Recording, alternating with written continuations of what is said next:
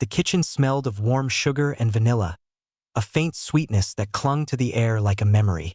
Eleanor Harris stood at the counter, her hands dusted with flour, carefully stacking pancakes on a plate. The morning light filtered through the lace curtains of her modest Dayton, Ohio home, casting soft patterns on the linoleum floor. Today was her 62nd birthday, and though the house was quiet, her heart hummed with anticipation. She wore her best sweater, a deep green knit that hugged her shoulders, and had even curled her graying hair, pinning it back with a silver clip. "He'll come," she told herself, glancing at the clock. "Nathan always comes for my birthday." Eleanor set 2 plates on the table, one for her only son. The sight of the empty chair across from her stirred a familiar ache, but she pushed it down. Nathan had been distant lately. Work stress, he said, trouble with his wife. But surely he wouldn't forget today. She could still see him as a boy, all freckles and gap-toothed grins, tugging at her apron for another pancake. She'd worked double shifts at the diner back then, her feet aching, just to afford his soccer cleats. When he graduated high school, she pawned her mother's ring to cover his college deposit. Every sacrifice, every sleepless night, had been worth it for those moments when he'd hug her and say, "You're the best, Mom." But those moments had grown rare, replaced by curt phone calls and vague promises. "He's just busy," she thought, checking her phone again. No messages. By noon, the pancakes were cold, the syrup congealing in its bottle. Eleanor sat at the table, her fingers tracing the edge of her plate. Maybe he's planning a surprise. She forced a smile, but doubt gnawed at her. She remembered the last time they'd celebrated her birthday, 5 years ago, when Nathan had shown up with a store-bought cake and a hug that felt genuine. They'd laughed until their sides hurt, smearing frosting on each other's faces. But even then, she'd noticed the way his eyes darted to his phone, the way he left early for a meeting. When did I start losing him? The question lingered, unanswered, as she stood to clear the table. At 3 o'clock, the doorbell rang. Eleanor's heart leapt. She smoothed her sweater, opened the door, and there he was, Nathan, 35, with his father's sharp jaw and a grin that didn't quite reach his eyes. "Happy birthday, Mom," he said, holding out a bouquet of grocery store carnations, their petals already curling. Eleanor's chest tightened, but she pulled him into a hug, inhaling the faint scent of his cologne. "You came," she whispered, her voice thick. "Of course," he replied, patting her back stiffly. "Get dressed. I made lunch reservations." She didn't question it. She grabbed her coat, a small purse, and slipped on shoes that pinched her toes but looked nice. In the car, she felt giddy, like a girl on her way to a dance. Nathan was quiet, his hands tight on the wheel, but Eleanor filled the silence with chatter about the neighbor's dog, the weather, anything to keep the moment alive. She didn't notice they weren't heading toward the city until the car turned down a long driveway lined with maple trees, their leaves a dull gold. The sign came into view, Maple Grove Senior Living Facility. Her stomach twisted. "Nathan, what is this?" Her voice trembled.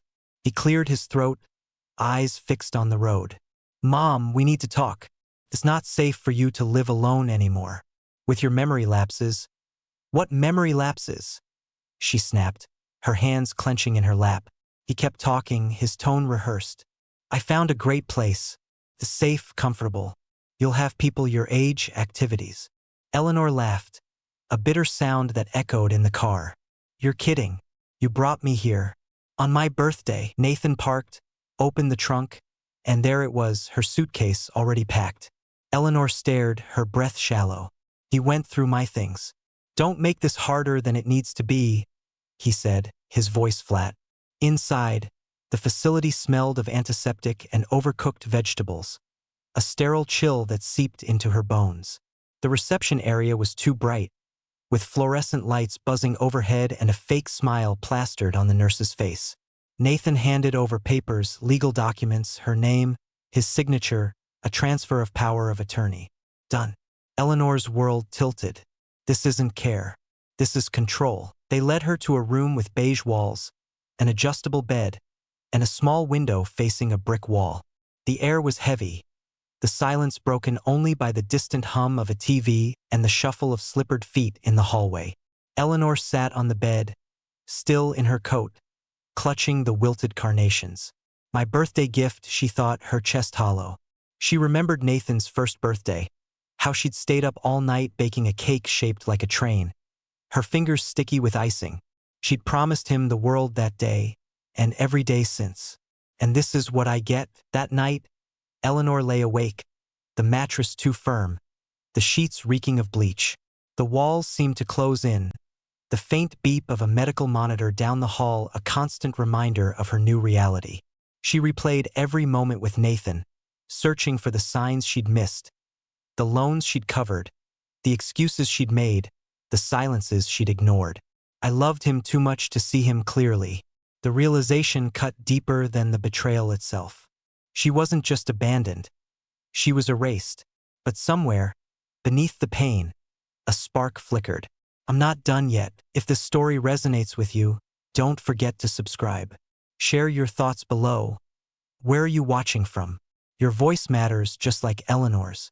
Let's keep this journey alive together. The days at Maple Grove blurred into a monochrome haze, each one folding into the next like pages in a book no one bothered to read. Eleanor Harris woke each morning to the same sterile reality. The beige walls of her room, the faint buzz of fluorescent lights, and the ever-present smell of antiseptic that clung to everything. Her clothes, her skin, her thoughts. The window offered no escape, framing only a brick wall that seemed to mock her confinement. She'd sit on the edge of the adjustable bed, her green sweater folded neatly in the drawer, replaced by a shapeless cardigan provided by the staff. This isn't home, she thought, her fingers tracing the stiff sheets. This is a cage. Breakfast was served at 7 sharp in a dining hall that felt more like a hospital than a community. The clatter of plastic trays and the murmur of resigned voices filled the air, punctuated by the occasional cough or the squeak of a walker. Eleanor pushed oatmeal around her bowl, its texture like glue, and watched the other residents. Most were silent, their eyes fixed on their plates or lost in some distant memory. Her roommate, Agnes, a frail woman with a crown of white curls, spent her days dozing or muttering about a son who hadn't visited in years. Is this what I'll become? Eleanor wondered, her chest tightening. A name on a chart, waiting to be forgotten? She tried to keep her mind sharp. She'd do the crossword puzzles left in the hallway, though the pencils were always dull, and reread a dog-eared novel from the common room's sparse shelf. But the routine was suffocating, a slow erasure of who she was. The nurses called her Sweetie or Han, their kindness laced with pity, as if she were a child or already half gone. They didn't ask about her life, about the catering business she'd built with her late husband, William, or the nights she'd stayed up sewing Nathan's Halloween costumes. To them, she was just another old woman in slippers, fading into the background. Nathan did this, she thought, the name a wound she couldn't stop probing. My own son. The memory of that birthday still burned. She saw Nathan's face, his grin masking something colder, as he handed over those papers. She'd raised him through fevers and broken bones, through teenage rebellions and quiet triumphs. When William died, it was Eleanor who held Nathan as he sobbed, promising they'd get through it together. But now, replaying every moment, she saw the cracks she'd ignored. The money she'd lent him never repaid. The way he'd dismiss her questions about his business. The excuses that piled up like unpaid bills. When did you stop being mine? She asked silently, her heart a tangle of love and betrayal. On the 4th day, a new face appeared. Clara, a young nurse with braids pinned neatly under her scrub cap, moved through the dining hall with a warmth that felt out of place. She wasn't supposed to work that shift, Eleanor overheard, but someone had called in sick. Clara stopped at Eleanor's table, her eyes soft but searching. You don't eat much, do you, Ms. Harris? She said, her voice free of the usual condescension. Eleanor shrugged, surprised by the question. Not much to eat for. Clara's smile was small but genuine. Fair enough. But you look like you've got stories. Mind if I sit? They talked, really talked. Eleanor told her about Nathan, the words spilling out before she could stop them. Clara listened, her face still, not interrupting, not judging. "Sounds like you gave him everything," she said quietly when Eleanor paused. "Yeah," Eleanor whispered, her throat tight. "And he gave me this." Clara's hand rested briefly on hers, a fleeting anchor in the storm of Eleanor's thoughts. Someone sees me, she realized, and for the first time in days, she didn't feel entirely alone. Later that afternoon, Clara returned, slipping something into Eleanor's hand. "This was Mr. Carter's," she whispered, glancing at the hallway to ensure no one overheard. "Found it in his Bible after he passed. No one claimed it. It was a lottery ticket, creased and yellowed, dated 2 weeks earlier." Eleanor chuckled, the sound brittle. "You think I'm lucky?" Clara winked. "World owes you something, don't it?" That night, boredom and a restless ache drove Eleanor to the lounge, where an ancient desktop hummed in the corner. The ticket felt heavy in her pocket, a foolish spark of what if. She typed the numbers slowly, her fingers trembling, half expecting nothing. The screen loaded and then $18 million. Eleanor froze, her breath catching. She checked again, then a third time, her heart pounding so loud she feared someone would hear. This can't be real. But it was. The numbers matched, undeniable. Joy didn't come. Instead, fear flooded her veins, sharp and electric. If Nathan finds out, she saw his face, his calculated smile, the suitcase in the trunk. He'd take it all, her freedom, her future, her last chance. She printed the confirmation, folded it small, and tucked it inside her bra, the paper cold against her skin. "Not this time," she thought, a fire kindling in her chest. "This is mine."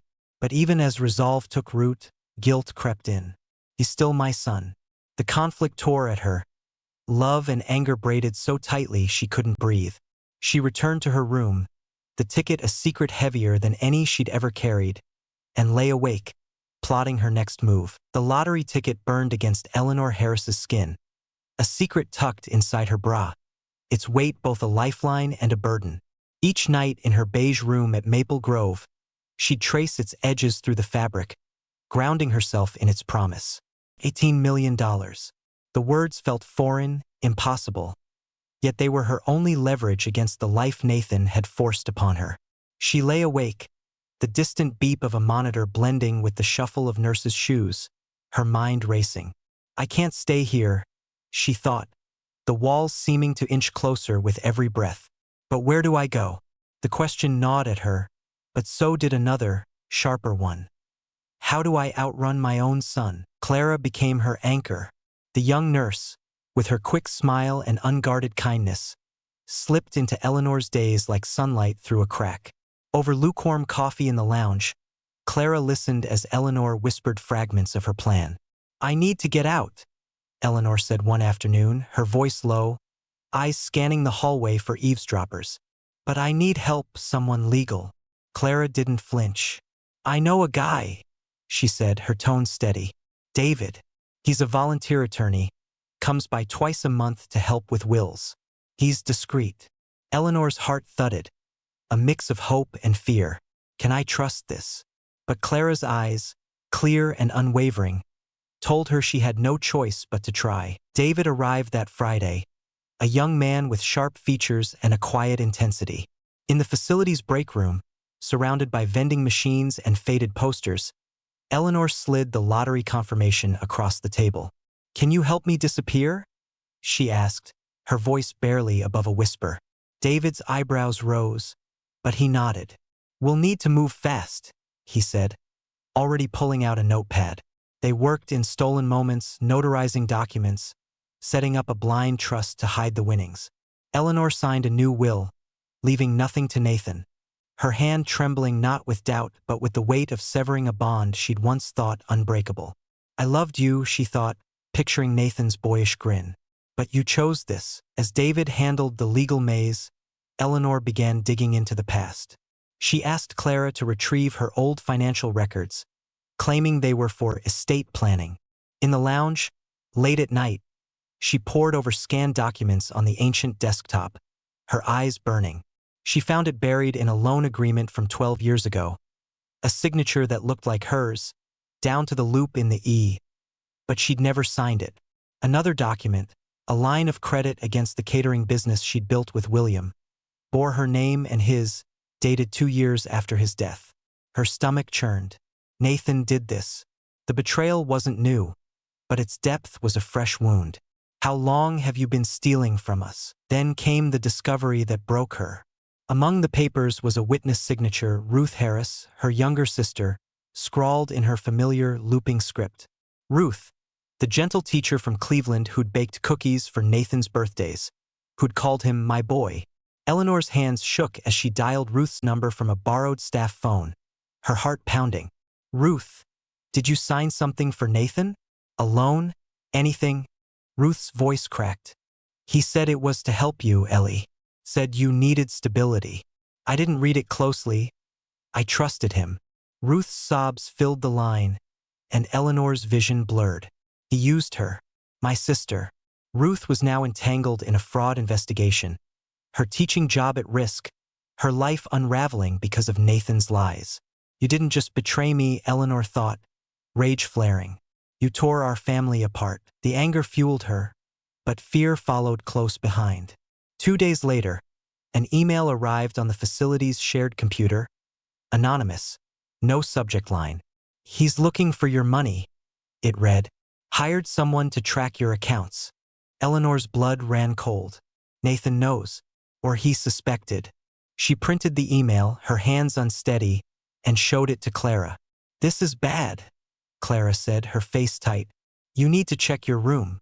That night, Eleanor searched, her fingers brushing every surface. The lamp, the bed frame, the window ledge. Under the nightstand, she found it. A small black device, no bigger than a coin, its red light blinking faintly. A listening device. He's watching me. Panic surged, but Eleanor forced it down. If he's this desperate, he's scared. She wrapped the device in a sock, hid it in a drawer, and met with David the next morning. He's tracking me, she said, sliding the email across the table. David's jaw tightened. We'll get you out tomorrow. New phone, new address, no trace. Eleanor nodded, but inside, she was a storm. I raised him, loved him, and now he's hunting me. The memory of Nathan's tiny hand in hers clashed with the truth of who he'd become, and for the first time, she let herself grieve not for the son she'd lost, but for the illusion she'd clung to. I'm done protecting you. As dawn broke, Eleanor packed a small bag, her movements deliberate. Clara hugged her tightly, whispering, "Don't forget us when you're free." Eleanor didn't cry. She couldn't. She slipped out of Maple Grove in clothes that weren't hers, the lottery ticket still pressed against her skin, a promise of a life she'd fight to claim. You thought you could erase me, Nathan, she thought, stepping into the cold morning air. But I'm just getting started. The bus rattled along the highway, its engine a low growl that drowned out the chatter of the few passengers scattered across its worn seats. Eleanor Harris sat near the back, her hood pulled up, sunglasses shielding her eyes, clutching a duffel bag that held her new life. A burner phone, a few clothes, and the lottery ticket still pressed against her chest. The world outside blurred. Ohio's gray highways giving way to Kentucky's rolling hills. But inside, her mind was sharp, every nerve taut. I'm free, she thought, but the word tasted bitter. Freedom wasn't the open road or the crisp air. It was the weight of knowing Nathan was still out there, searching. Tennessee greeted her with silence. The house David had secured through the blind trust was a single-story brick cottage, its paint chipped, its mailbox leaning like a weary sentinel. Inside, the air smelled of dust and pine, the floors creaking under her steps. Unlike Maple Grove's sterile confinement, this place breathed sunlight spilled through wide windows, and a back porch overlooked a yard where wind rustled through tall grass. Eleanor set her bag on the kitchen table, its wood scarred from years of use, and exhaled. This is mine. But even as she traced the counter's edge, a shadow lingered. The listening device she'd found at Maple Grove haunted her, a reminder that Nathan's reach was long. He'll come for me, she thought, her fingers tightening. But I'll be ready. Days passed in cautious rhythm. Eleanor cooked simple meals, eggs, toast, soup from cans, savoring the act of choosing what to eat, when to eat. She walked to the mailbox, wrapped in a quilt she'd found in a closet, watching leaves drift across the yard. The quiet was a balm, not the oppressive silence of Maple Grove's beige walls, but a stillness that let her think. With David's help, she opened a secure email account, receiving scanned documents that deepened Nathan's betrayal. Loan after loan, each bearing her forged signature or Williams', some tied to the catering business they'd poured their hearts into. She saved every file, printed them, stored them in a fireproof box under a hallway floorboard. You thought I wouldn't notice, she thought, her jaw tight. You thought I was nothing. The wound deepened when she called Ruth. Her sister's voice, usually bright, was frayed. They're investigating me, Ellie, Ruth said, her words breaking. The bank says I witnessed a loan I don't remember. Nathan told me it was for you. Eleanor's heart sank, rage flaring. You used her kindness, her trust. Ruth, who'd never hurt a soul, now faced losing her teaching job, her reputation. I'll fix this, Eleanor promised, but inside, she burned. How dare you drag her into your lies? She sent another batch of evidence, anonymously, to the Department of Justice, her hands steady but her heart heavy. This isn't just for me anymore. A week into her new life, the storm came, literal and otherwise. Rain lashed the cottage, the sky a bruised purple, when a knock shattered the evening's quiet. Eleanor froze, her pulse racing. No one knows I'm here. She crept to the window, peering through the blinds. Nathan stood on the porch, soaked, his face a mask of contrition. Her breath caught, memories flooding. His tiny hand in hers, his laughter at birthday parties. Don't let him in, her mind warned, but her heart wavered. She opened the door, the burner phone in her pocket set to record. Mom, Nathan said, his voice soft, trembling. I'm so sorry. I was wrong. He stepped inside, dripping, his eyes scanning the room. Eleanor stood rigid, her back to the counter. Why are you here? She asked, her tone cold. He ran a hand through his wet hair, the gesture achingly familiar. I was scared for you. My marriage is falling apart, the business. I thought I was helping. His words were practiced, but Eleanor saw the flicker in his eyes. Calculation, not remorse. You're lying. Helping? She said, her voice sharp. By locking me away? By forging my name? By dragging Ruth into your mess? Nathan's face hardened, the mask slipping. You don't understand, he snapped. I needed to protect what's ours. You're not thinking straight. He pulled a folded paper from his jacket, a forged document, claiming she'd signed over her assets. Sign this, and we can fix everything. Eleanor's hand tightened on the phone, her heart pounding. He's threatening me, in my own home, but she was done being prey. You think I'm that weak? She said, stepping closer, her voice low. I know what you did. The loans, the lies, Ruth's signature. It's over, Nathan. He flinched, but his eyes narrowed. You can't prove anything, he said, his voice a hiss. I'll make sure everyone knows you're unstable. Eleanor held his gaze, her fear burning into resolve. Get out, she said, her words a blade. Nathan hesitated, then turned, slamming the door behind him. Eleanor exhaled, shaking, and stopped the recording. I have you now. She sent the file to David and the FBI, her fingers steady. You won't silence me again. In the quiet that followed, Eleanor stood on the porch, rain misting her face, the Tennessee night vast around her. She wasn't the woman Nathan had tried to erase. She was Eleanor Harris, and she was rewriting her story. If you've ever fought to be heard, to be seen, subscribe below. Share your story.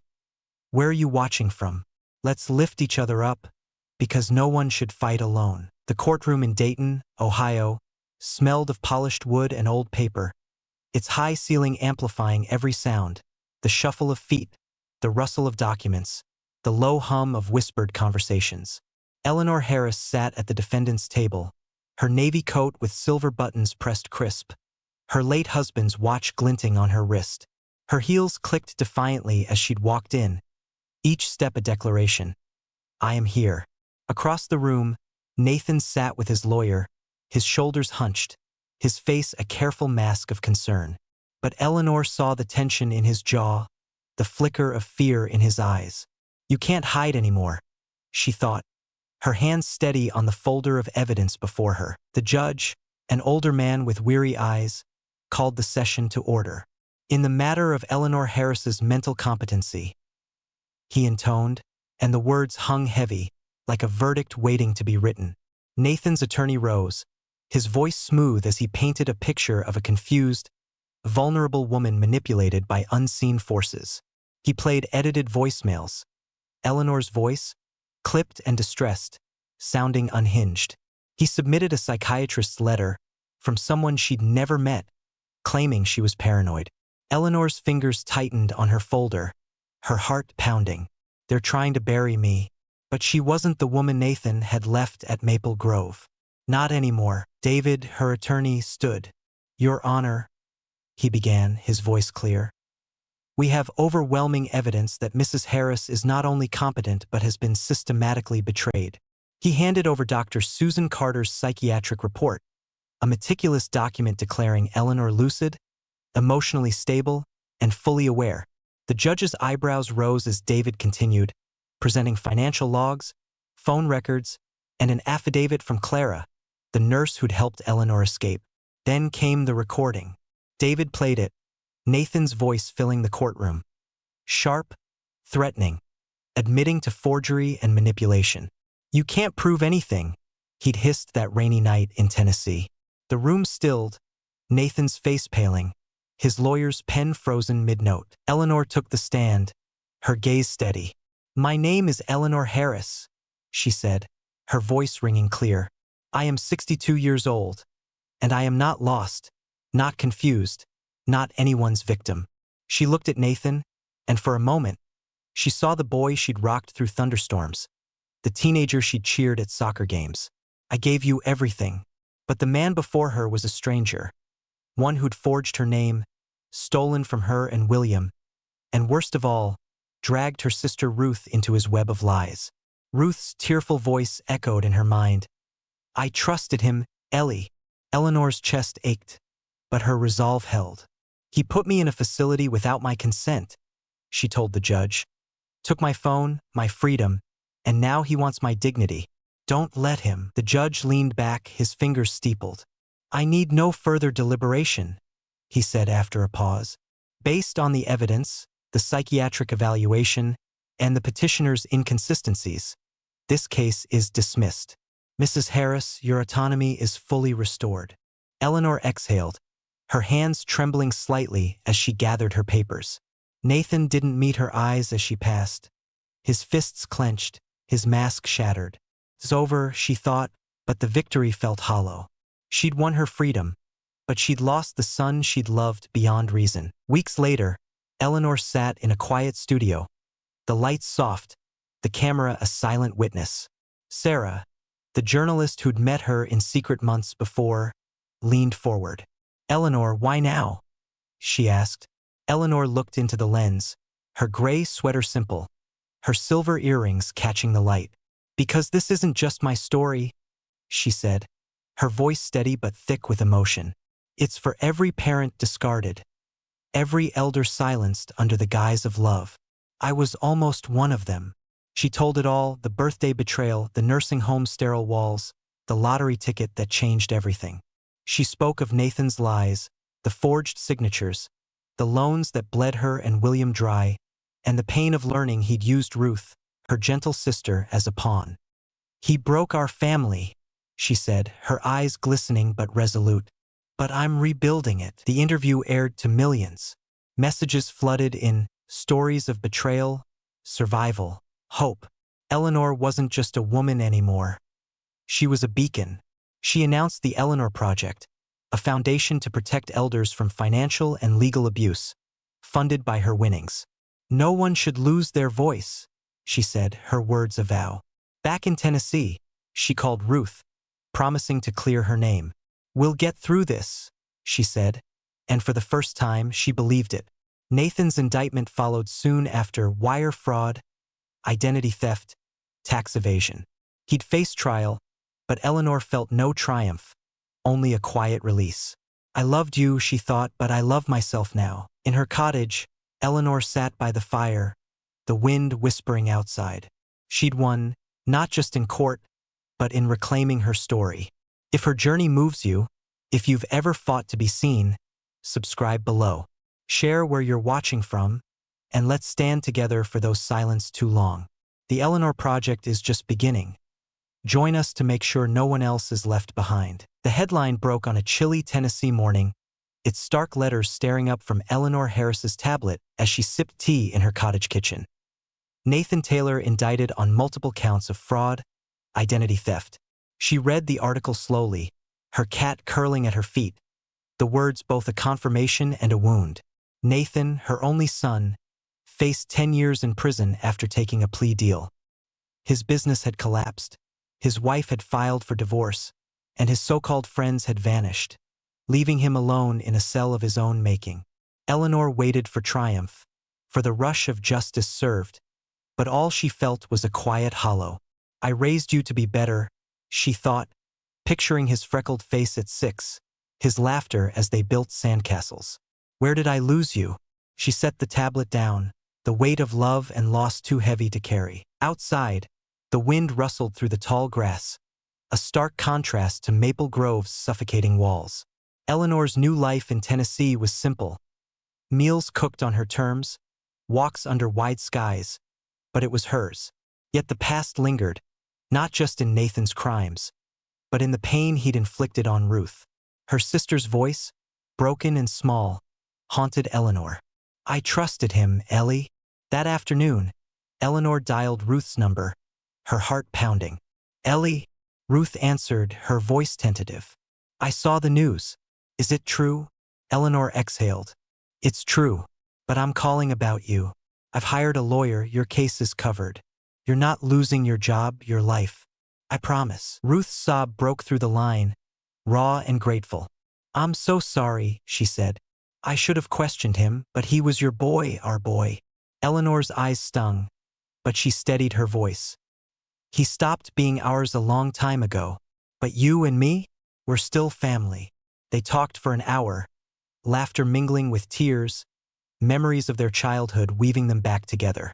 Nathan tore us apart, Eleanor thought, but he can't keep us that way. Paying Ruth's legal fees was the first step, but Eleanor vowed to rebuild what he'd broken, not just for them, but for others like them. The Eleanor Project became her mission, a beacon born from her pain. With her lottery winnings, she launched a national nonprofit, its offices a modest space in Nashville, humming with purpose. The hotline went live within weeks, a lifeline for elders facing financial abuse, staffed by volunteers trained to listen, not pity. Eleanor partnered with attorneys to offer free legal aid, securing dismissals for fraudulent guardianship cases and recovering stolen assets. She worked with nursing homes to implement oversight, ensuring no one else was locked away like she had been. At a community event, a woman approached her, eyes bright with tears. Your hotline saved my dad, she said. They tried to take his house, but your lawyers stopped them. Eleanor squeezed her hand, her throat tight. This is why. The project's impact rippled. A retired teacher in Florida reclaimed her savings from a predatory nephew. A widower in Oregon escaped a forced nursing home placement. Each story reached Eleanor through letters, calls, emails, stacking on her desk like bricks in a new foundation. She spoke at conferences, her voice steady, sharing her story, not for pity, but for power. I was silenced, she'd say, but I found my voice. You can too. The media called her a hero, but Eleanor shook her head. I'm just a woman who refused to disappear. Yet every victory carried a shadow. Nathan's betrayal, Ruth's pain, the family she'd lost. I can't undo that, she thought, but I can make it mean something. Nathan sent a letter, his handwriting sharp on the envelope. Eleanor returned it unopened. You don't get to rewrite this. His conviction closed a chapter, but it didn't heal the scar. She found peace in other ways. Cooking with Ruth over video calls, planting herbs in her Tennessee yard, watching the stars from her porch. One snowy January night, Eleanor sat by the fireplace, the cat purring at her feet, and did something she hadn't in decades. She took a pen, a single sheet of paper, and wrote to herself. "Dear Eleanor," she began, the words flowing like a river. "You weren't weak. You weren't foolish. You loved deeply, and that was your strength, even when it broke you. When they tried to erase you, you picked up the pen and wrote your own ending. I am so proud of you." She read it aloud, her voice soft but sure, the firelight dancing on the walls. Folding the letter, she placed it in a wooden box on the mantel, next to a photo of her and Ruth as girls, laughing in a summer field. Outside, snow fell, blanketing the world in quiet. This is freedom, she thought, not the millions, not the victory, but the right to be whole. The Eleanor Project grew, a testament to her resilience, but Eleanor knew the real work was in the lives touched, the voices lifted. She was no longer the woman left at Maple Grove, no longer just a mother betrayed. She was Eleanor Harris, and she was enough. The Tennessee sun hung low, casting golden threads across Eleanor Harris's cottage as she sorted through a stack of letters on her kitchen table. The Eleanor Project had grown beyond her wildest hopes, its name now synonymous with hope for elders across the country. From its modest Nashville office, the hotline buzzed daily, fielding calls from desperate voices. Widows stripped of savings, grandparents coerced into signing away their homes. Eleanor's team, a blend of passionate volunteers and sharp attorneys, had recovered millions in stolen assets, overturned fraudulent guardianships, and trained nursing homes to spot abuse. A partnership with a national advocacy group had launched a campaign, plastering billboards with the slogan, "Your voice matters." Eleanor traced the words on a flyer, her heart swelling. This is what survival looks like. A letter caught her eye, its envelope worn, postmarked from Arizona. Inside, a woman named Clara, not her Clara but another, wrote in careful script, "Your project saved my mother. They tried to lock her in a facility, take her pension. Your lawyers fought for her, and now she's home, planting roses again. Thank you, Eleanor, for giving us back our dignity." Eleanor's eyes misted, the words echoing her own journey. She pinned the letter to a corkboard, next to dozens of others, each a life touched, a story rewritten. "I was you once," she thought, remembering Maple Grove's sterile walls, the weight of Nathan's betrayal. "But we're not invisible anymore." The call to speak at the National Elder Rights Conference came unexpectedly. A stage in Washington, D.C., packed with advocates, policymakers, and survivors. Eleanor stood backstage, her gray dress simple, her silver earrings glinting under the lights. Her hands trembled, not from fear, but from the weight of what she carried. Her story, Ruth's pain, the voices of those she'd helped. The moderator introduced her, Eleanor Harris, founder of the Eleanor Project, a woman who turned betrayal into a movement. The crowd rose, their applause a wave that nearly knocked her breath away. She stepped to the podium, her heels steady, and looked out at a sea of faces, some tear-streaked, others fierce with hope. "My name is Eleanor Harris," she began, her voice clear, resonating through the hall. "3 years ago, my son left me in a nursing home on my birthday, thinking I'd fade away. He forged my name, stole from me and my late husband, and used my sister, Ruth, as a pawn in his lies. But I didn't fade. I found a lottery ticket, a chance, and I fought back." The room hung on her words as she told it all. The sterile walls, the secret escape, the Tennessee cottage where she rebuilt her life. "The Eleanor Project isn't just my story," she said, her eyes blazing. "It's for every elder dismissed, every voice silenced. We've built hotlines, funded lawyers, changed laws. Together, we're making sure no one is left behind." The crowd erupted, their cheers a roar of defiance, and Eleanor felt it. A legacy stronger than pain. Back in Tennessee, she sat at her desk, the Arizona letter in hand. Clara's words stirred memories. Nathan's indictment, Ruth's tearful relief when her legal troubles cleared, the fireproof box where she'd once hidden her truth. "I lost you, Nathan," she thought, her heart aching for the boy he'd been, not the man he'd become. But the ache didn't consume her. Ruth's laughter over their last video call, the stack of letters from strangers turned allies, the hotline's steady hum. These were her family now. I chose myself, she realized, and the thought was a quiet triumph. Spring arrived, painting Tennessee in vibrant greens and golds. Eleanor drove to a nearby hill, a place she'd found during one of her walks, where wildflowers swayed under a boundless sky. She parked, stepped out, and climbed the gentle slope, her boots sinking into soft earth. The wind carried the scent of honeysuckle, and above, clouds drifted like dreams she'd once thought impossible. In her hand, she held a small paper crane, folded from the flyer that bore her project's slogan, "Your voice matters." She'd made it that morning, a whim born of memory. Nathan, at 8, folding cranes with her, laughing as they littered the floor. Eleanor stood at the hill's crest, the world stretching wide before her. This is freedom, she thought. Not the millions, not the applause, but this moment. Her heart full, her story hers to tell. She lifted the crane, its edges catching the light, and let it go. The wind took it, spinning it upward, a speck of white against the vast blue. She watched until it vanished, her eyes wet but her smile steady. I'm enough. The wildflowers nodded in the breeze, the sky endless, and Eleanor Harris, once silenced, now soared. Her journey wasn't just a fight, it was a promise. The Eleanor Project grew, but its heart remained in moments like these, in voices reclaimed, in lives restored. Eleanor was no longer the woman left behind. She was a force, a name that meant hope. And as she stood on that hill, the wind whispering her truth, she knew she'd written the ending she deserved. The Nashville courtroom buzzed with anticipation, its oak-paneled walls absorbing the murmurs of reporters, advocates, and families packed into the pews.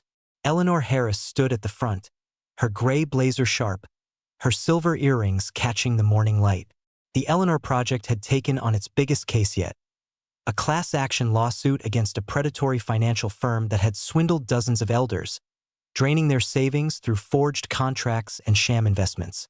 Eleanor's team, led by a tenacious attorney named Maria, had spent months building the case, unearthing emails, bank records, and testimonies from victims too afraid to speak until now. Today, the verdict would come, and Eleanor felt the weight of every story she carried. The judge, a woman with steel-gray hair, read the ruling. "The court finds in favor of the plaintiffs," she declared, her voice cutting through the room. "The defendants are ordered to repay $12 million in restitution, with additional penalties for fraud." A cheer erupted, families embracing, tears flowing. Eleanor exhaled, her hands trembling as Maria squeezed her arm. "We did it," Maria whispered. Eleanor nodded, her throat tight. She stepped to a makeshift podium outside, cameras flashing, and spoke. "This isn't just a win for us," she said, her voice steady. "It's for every elder who was told they didn't matter. The Eleanor Project will keep fighting until no one's voice is stolen." The crowd roared, signs waving with the project's slogan, "Your voice matters." Eleanor's heart swelled, but a quiet ache lingered. "This is for you, Ruth." Back in Tennessee, the cottage glowed under the afternoon sun, its porch adorned with potted herbs Eleanor had planted with care. Ruth was coming today, her first visit since the legal nightmare Nathan had dragged her into. Eleanor fussed over the kitchen, baking Ruth's favorite lemon cookies, the scent mingling with the piney air. When Ruth's car pulled up, Eleanor's pulse quickened. Ruth stepped out, her face softer than it had been in years, her teacher's cardigan a familiar comfort. They met halfway, arms wrapping tight, no words needed. "Ellie?" Ruth whispered, her voice breaking. "I'm here." They sat on the porch, cookies and tea between them, the Tennessee hills rolling green in the distance. Ruth's eyes traced the yard, the quilt draped over the chair, the life Eleanor had built. "You did all this?" she said, awe in her voice. "After everything?" Eleanor shook her head. "Not alone. You were my reason, Ruth.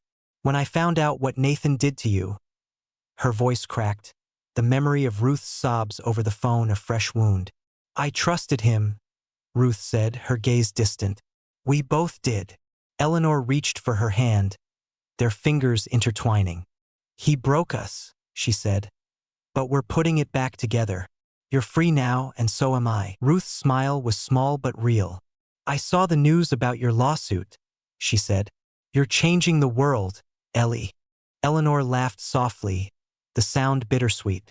I'm just fixing what I can. They talked late into the evening, memories spilling. Summers chasing fireflies, their mother's lullabies. The catering business Eleanor and William had run from their garage. Nathan's name came up only once.